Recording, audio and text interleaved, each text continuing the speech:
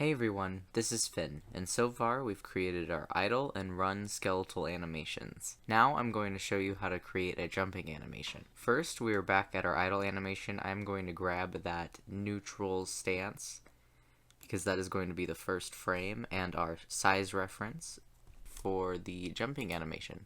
First, select the first frame of the drawing layer, and then press Ctrl C, go to File, press New, and then you're going to want to create another standard FLA document. I'm going to right click onto the stage and select Paste in Place. Now I'm going to double click on layer 1 and we're going to rename that drawing layer. I'm going to add a new layer by pressing this box with a plus sign in it, this icon. Double click on where it says layer 2 and I'm going to name this guides. I'm going to click that layer and drag it underneath the drawing layer. This is where I'm going to be drawing the jumping animation before we finalize it to look like this.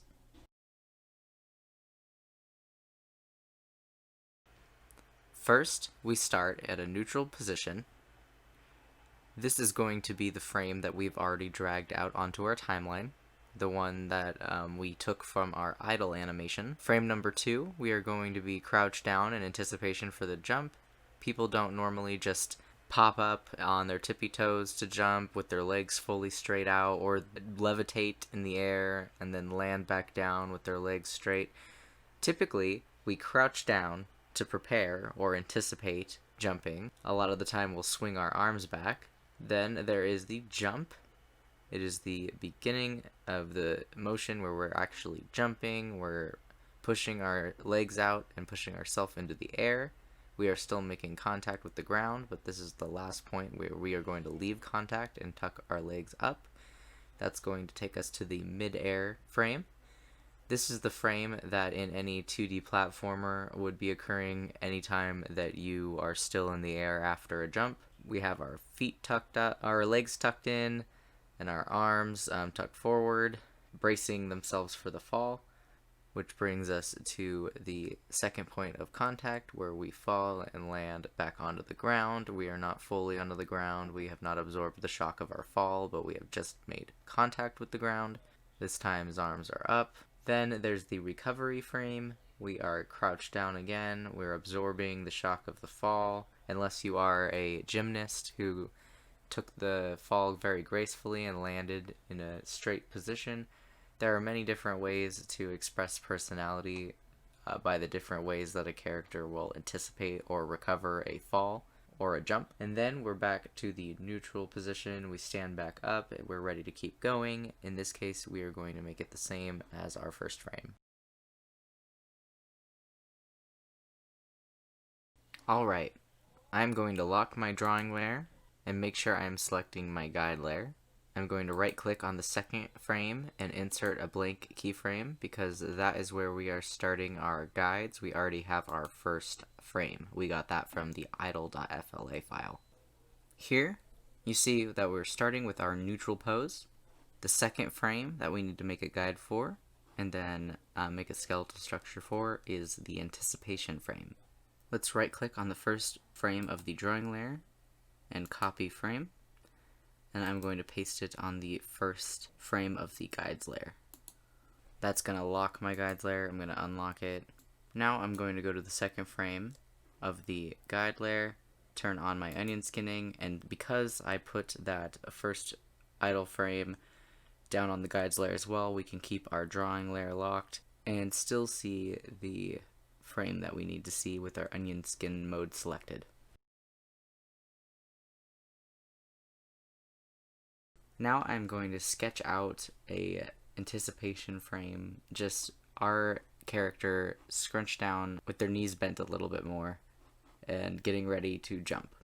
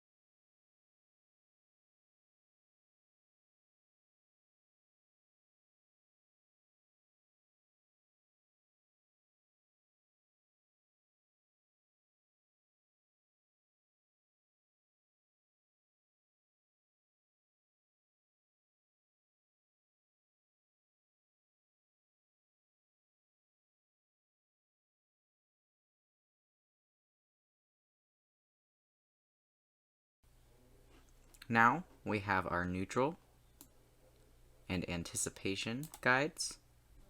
I'm going to right click on the third frame and insert blank keyframe. Now I'm going to go ahead and jump the third frame where we are starting to extend our legs and leave contact with the ground, and we are actually starting the action of jumping.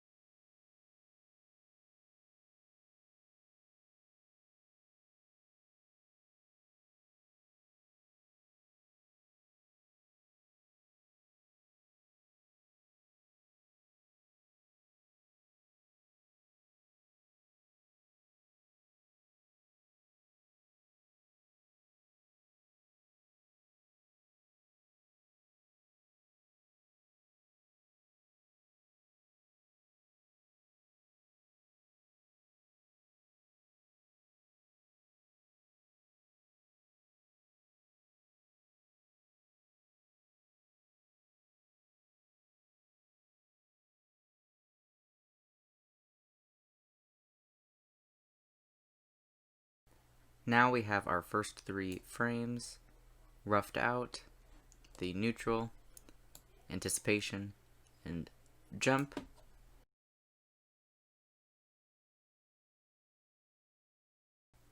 That's pretty smooth. Let's continue with frame 4. I'm going to right click on frame number 4 and insert a blank keyframe. And now we are going to create our fourth mid-air frame. This is the frame that you are going to see until our character hits the ground again.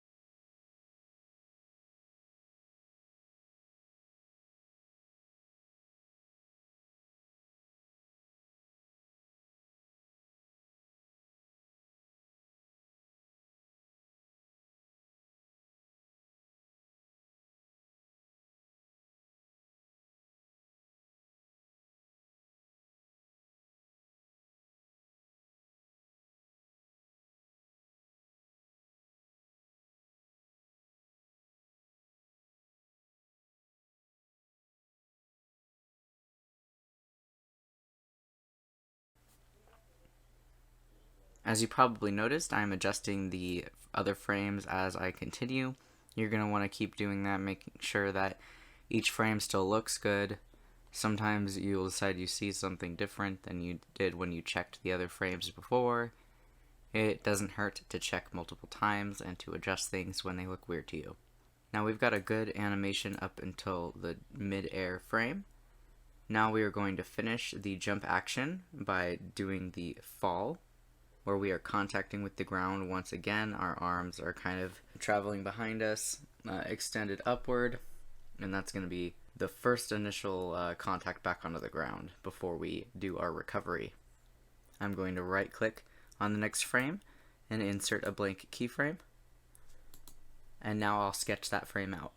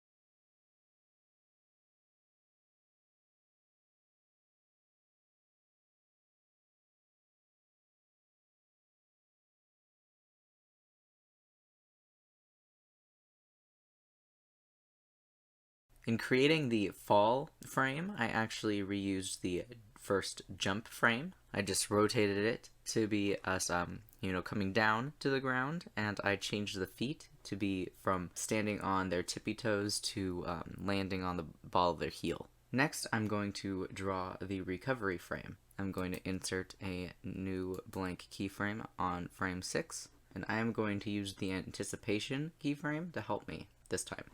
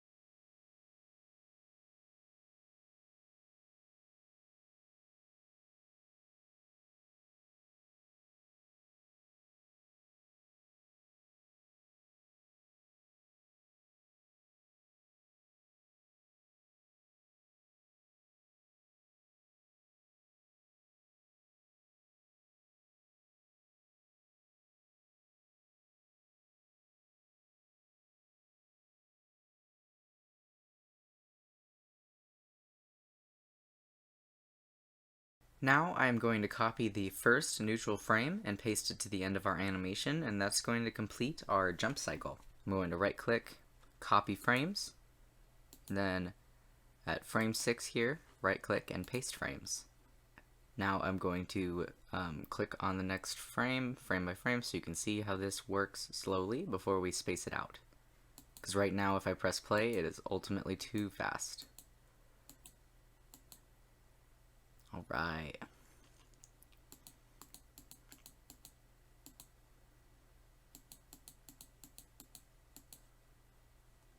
Now I'm going to go ahead and straighten up these 1, 2, 3, 4, 5 frames in the center that are roughly drawn out, and I am going to use my oval tool and line tool to make it look more like this and match the other animations.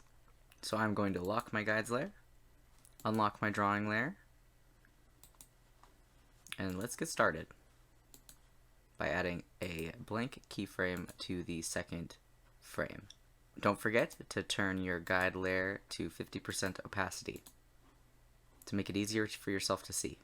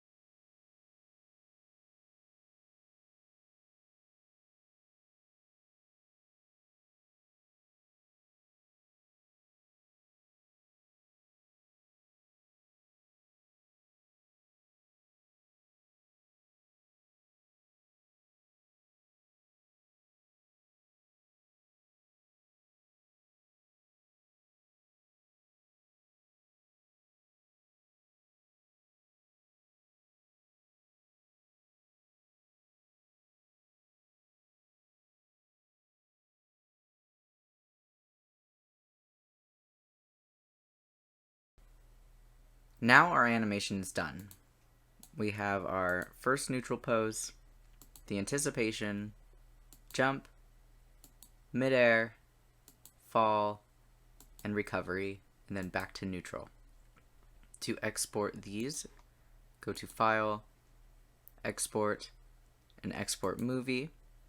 Then you're going to want to make sure that you're saving as file type PNG sequence. And I can save that set of images. Now let me show you what this animation looks like when it is timed properly. I'm going to add a couple of frames in between each keyframe using the F5 shortcut. 1, 2, 3, 1, 2, 3, 1, 2, 3, 1, 2, 3, 1, 2, 3, 1, 2, 3. Yep, we are adding 3 frames in between each keyframe. Now let's press play. If you have more frames, it's going to be even smoother, but I think that spacing them a little less will also make them smoother. So I'm going to try by 2s.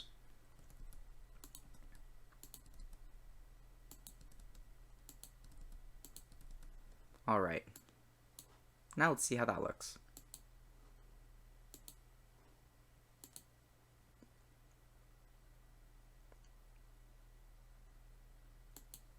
Very good.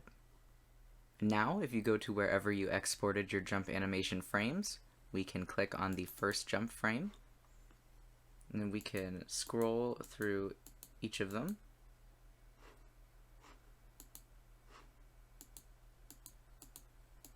That black bar is my photos loading.